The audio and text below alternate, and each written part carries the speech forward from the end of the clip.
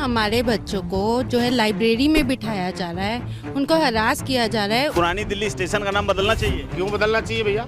बढ़िया स्टेशन है, अपना पुराना स्टेशन है, सबसे पहला स्टेशन है, नाम क्यों बदलना चाहिए? इतिहास से छेड़छाड़ करेंगे वो तो गलत है। इनका नाम चेंज करने से क्या होता है? काम करने से होता है। दिल्ली के बीजेपी मुख्यमंत्री रेखा गुप्ता ने रेल मंत्री अश्विनी वैष्णव को एक एप्लीकेशन लिखा है जिसमें कहा है कि पुरानी दिल्ली रेलवे स्टेशन का नाम बदलकर महाराजा अग्रसेन रेलवे स्टेशन नाम रखा जाए। बीजेपी के सरकार आए हुए दिल्ली में 5 महीना से ज्यादा नहीं हुआ है, लेकिन क्या सच में बीजेपी की ये सरकार रेखा गुप्ता दिल्ली को तरक्की की राह पर ले जा रही है, या फिर पूरे शहर को पहले से भी ज्यादा स्ट्रगल का सामना करना पड़ रहा है? 2 महीने हो गए, 2 महीने से पानी नहीं आ रहा हमारे। तो अगर हमारे घर में गेस्ट आ जाए ना तो हमारे घर में पानी खत्म हो जाता है। अगर आप दिल्ली के रहने वाले हैं तो आप जरूर महसूस किए होंगे कि इस सरकार के आते आते आपको क्या नया नया प्रॉब्लम महसूस करने को मिल रहा है, जो शायद केजरीवाल के समय में ये प्रॉब्लम फेस करने को नहीं मिलता था। आज हम इस वीडियो में देखेंगे कि कैसे रेखा गुप्ता के सीएम बनने के बाद दिल्ली के हर सेक्टर में काफी बदलाव आया है और ये बदलाव आम आदमी दिल्ली वालों के लिए एक मुसीबत बन गया है। मेरा ये कहना नहीं है कि रेखा गुप्ता के आए हुए बस 5 महीना ही हुए हैं और उस 5 महीना में ये सरकार सब कुछ सुधार कर दे, बल्कि केजरीवाल सरकार द्वारा कुछ नया नया अच्छा रिफॉर्म्स लाए गए थे, लेकिन उस चीज को भी ये सरकार कंट्रोल नहीं कर पा रही है और हर एक चीज फेल होते जा रहा है। सबसे पहले बात करते हैं बिजली के रेट्स में। तो जब से बीजेपी की सरकार आई है, बिजली के रेट में काफ़ी बढ़ोतरी होने लगा है, लेकिन वही केजरीवाल के सरकार में ये चीज़ कंट्रोल था। दिल्ली के लोग पहले सस्ता बिजली का फ़ायदा उठा रहे थे, लेकिन जब से रेखा गुप्ता आई है, बिजली का रेट्स दिन पर दिन बढ़ते ही जा रहा है।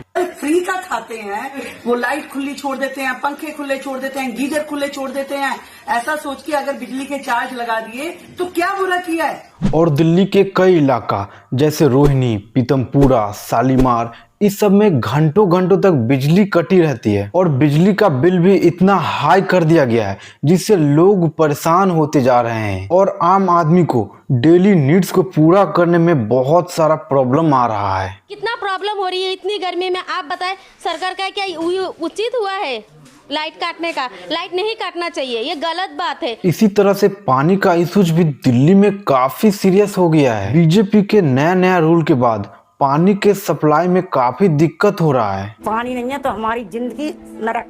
जो योजना केजरीवाल ने इम्प्लीमेंट किया था, जैसे कि फ्री वाटर स्कीम्स, इन सब चीजों को भी बीजेपी ने खुद से मॉडिफाई कर दिया और इसका डायरेक्ट असर आम आदमी पर पड़ रहा है।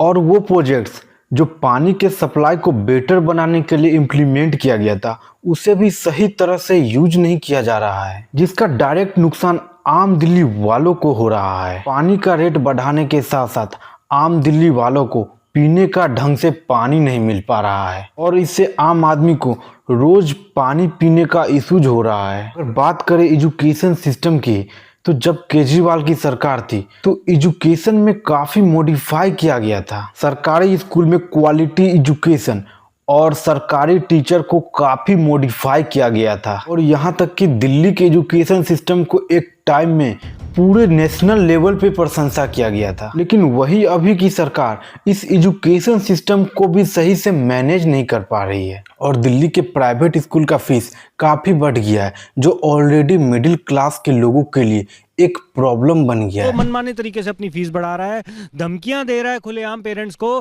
कि आपके बच्चे का नाम काट दिया जाएगा। और सरकारी स्कूल का भी हालत काफी खराब हो गया है। जब आम आदमी पार्टी की सरकार थी तो केजरीवाल सरकार ने कुछ नया अपडेट किया था, जिसमें टीचर को ट्रेनिंग प्रोवाइड करवाया गया था बाहर से। दिल्ली का एजुकेशन सिस्टम नेशनल लेवल पर एक समय में प्रशंसा में आया था, लेकिन वही बीजेपी की सरकार ने ट्रेनिंग और रिक्वायरमेंट को लेकर कोई उपाय नहीं किया और इसी के वजह से दिल्ली का एजुकेशन सिस्टम काफी इफेक्ट हुआ है। जो नियम केजरीवाल ने शुरू किया था, जैसे कि मोहल्ला स्कूल, स्कूल इंफ्रास्ट्रक्चर डेवलपमेंट और फ्री टेक्स्ट बुक, उनको ये सरकार ने धीरे धीरे खत्म करने का काम कर दिया है। इसके वजह से जो गरीब घर का स्टूडेंट है उनको पढ़ने में काफी स्ट्रगल करना पड़ रहा है। इसी तरह से दिल्ली का इंफ्रास्ट्रक्चर जो पहले काफी बूम कर रहा था वो भी उसका भी हालात दिन पे दिन पूरा खराब होते जा रहा है। रोड्स, फ्लाईओवर और ट्रांसपोर्टेशन को लेकर कई सारा वर्क्स पेंडिंग में पड़ गया है और इसी तरह से पोल्यूशन का भी हाल ऐसे ही बुरा है। बीजेपी की सरकार ने इसको हैंडल करने के लिए कोई ठोस कदम नहीं उठाया है, जबकि पहले की सरकार ने पोल्यूशन को कंट्रोल करने के लिए जैसे